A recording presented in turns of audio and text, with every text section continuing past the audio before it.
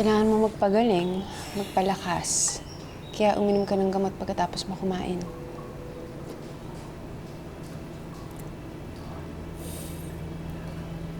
Pwede bang kwentuhan mo ako tungkol sa buhay ko? Nating mag-asawa. Ano pang gusto mo malaman? Kahit ano, basta magkwento ka lang. Baka sakaling may maalala ako.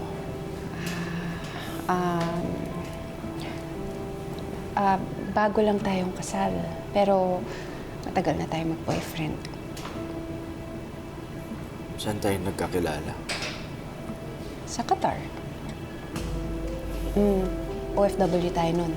Pareho tayo nagtatrabaho sa isang hotel. Ito nga, meron akong mga pictures natin dun sa Qatar.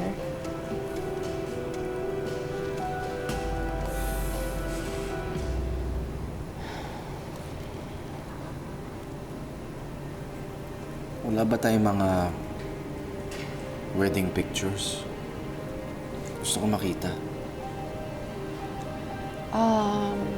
Wala eh. Kasi yung mga recent pictures natin nandun sa bago kong phone. Nawala yung bago kong phone kaya ito na lang ang meron ako ngayon.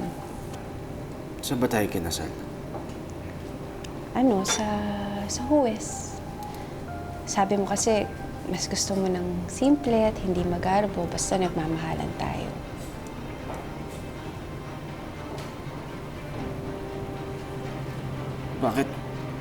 Bakit wala akong wedding ring? At wala ka ring suot?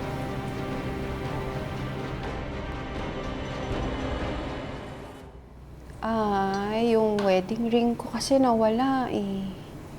Tapos yung sa'yo naman, after ka namin mahanap, wala na yung singsing mo. Hindi na nga namin alam kung saan nawala eh. Pero ang importante, pwede na tayo magpagawa ng bago, di ba?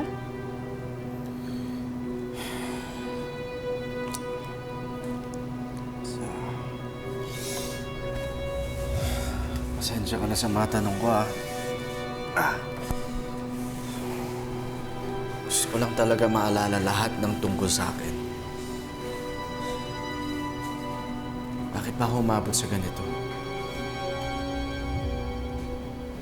Bakit ba ako na-aksidente? Anton, saka na natin pag-usapan yun. Please. Please, gusto ko malaman.